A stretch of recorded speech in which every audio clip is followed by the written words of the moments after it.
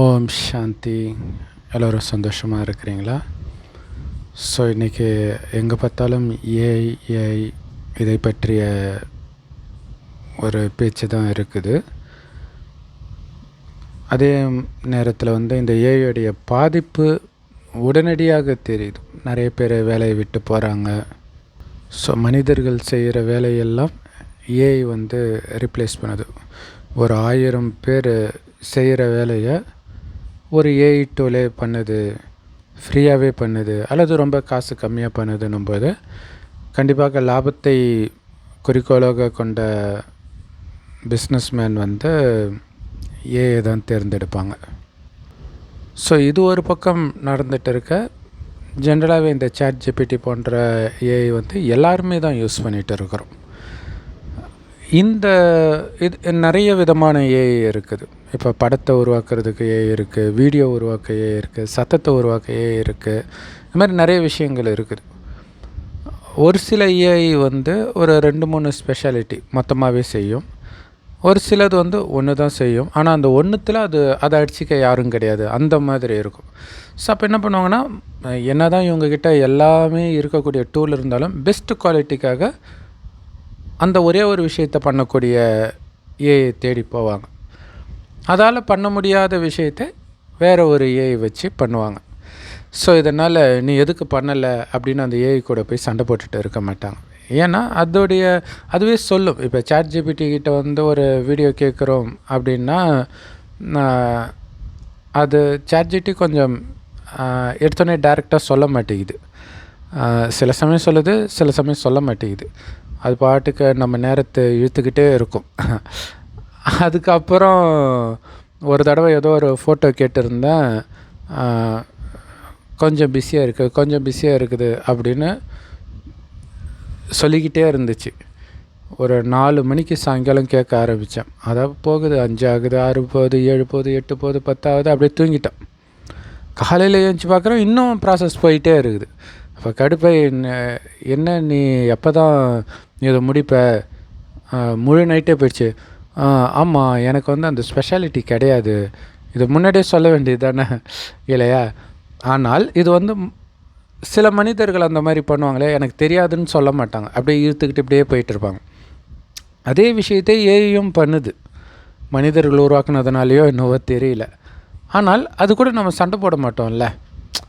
அதுக்கு அப்படி ஏதோ ஒரு காரணத்தை, ஏன்னா ஏஐ உருவாக்குறதே வித்தியாசமாக இருக்குது. அதுவே திங்க் பண்ணுது. ஏன்னா சாட் ஜிபிடி கூடலாம் நம்ம பேசும்போது ஒரு மிஷின்கிட்ட நம்ம ஒரு விஷயத்தை கேட்குற மாதிரி ஃபீலிங்கே இருக்காது, ஒரு மனிதன்கிட்ட பேசுகிற மாதிரியே தான் இருக்கும். ஏன்னா அது அந்த அளவுக்கு யோசிக்குது, அந்தளவுக்கு நம்மக்கிட்ட திருப்பி கேட்குது.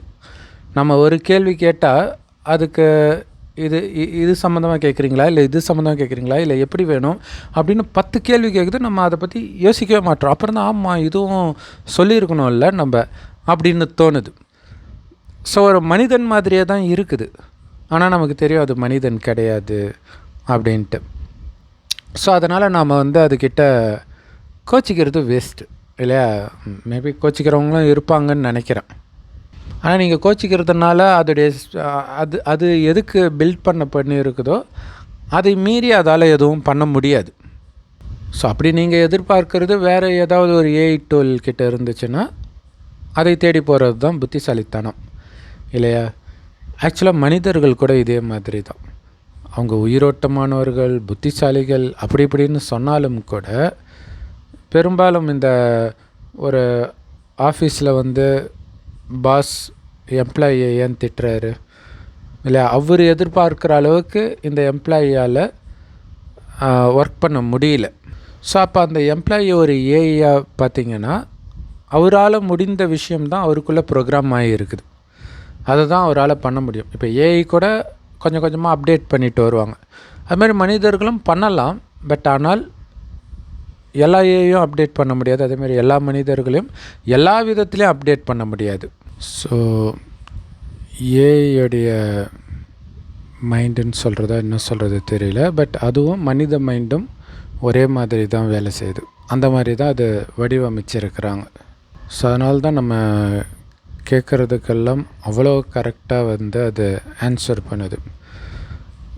அதுலேயே பார்த்திங்கன்னா ஒன்றும் வித்தியாசம் இருக்குது. இப்போ ChatGPT மாதிரியே நிறைய இருக்குது அதே மாதிரியே ஒர்க் பண்ணுறது. அதில் ஒரு சிலதெல்லாம் பார்த்திங்கன்னா மனிதர்கள் எப்படி ஒரு சில விஷயத்துக்கெல்லாம் பயங்கரமாக பயப்படுவாங்க, ரொம்ப காஷியஸாக இருப்பாங்க. அதே மாதிரி அது ஐயோ இதெல்லாம் பண்ணக்கூடாது அப்படின்ட்டு. ஸோ ஆக்சுவலாக ஏஐ எப்படி ஒன்றும் வித்தியாசமாக இருக்குதோ அதே மாதிரி தான் மனிதர்களும் வித்தியாசமாக இருக்கிறாங்க அப்படிங்கிறத புரிஞ்சிக்கிட்டால், நான் நினைக்கிற மாதிரிலாம் மனிதர்கள் இருக்கணும் அப்படின்னு நாம் நினைக்க மாட்டோம். நினைத்தாலும் அது நடக்க போகிறது கிடையாது. ஒன்றே ஒன்று நடக்கும், உங்கள் நிம்மதி தான் போகும். ஏன்னா இன்றைக்கி மனிதர்கள் ஏஐயை கேர்ள் ஃப்ரெண்டாக பாய் ஃப்ரெண்டாக வச்சுருக்கிறது ரொம்ப ஃபேமஸ் ஆகிட்டே வருது.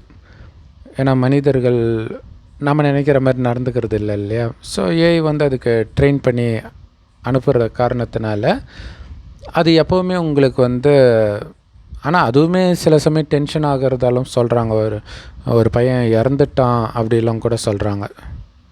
பட் இருந்தாலும் பெரும்பாலும் ஏஐ நமக்கு ரொம்ப பொலைட்டாக ரொம்ப அன்பாக அப்படி தான் பேசுது.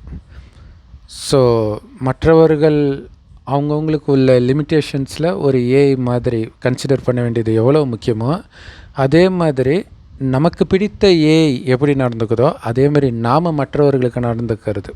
இந்த 2 விஷயத்தை மட்டும் நம்ம ஞாபகம் வச்சுக்கிட்டாலே எந்த உறவுமே உங்களுக்கு பிரச்சனையாகவே தெரியாது. ஏன்னா ஏஐ நான் உன்னை விட பெரிய புத்திசாலி அப்படின்லாம் அது யோசிக்க போகிறது கிடையாது. ஆனால் உண்மையில் அது நம்மளோட புத்திசாலி தான்.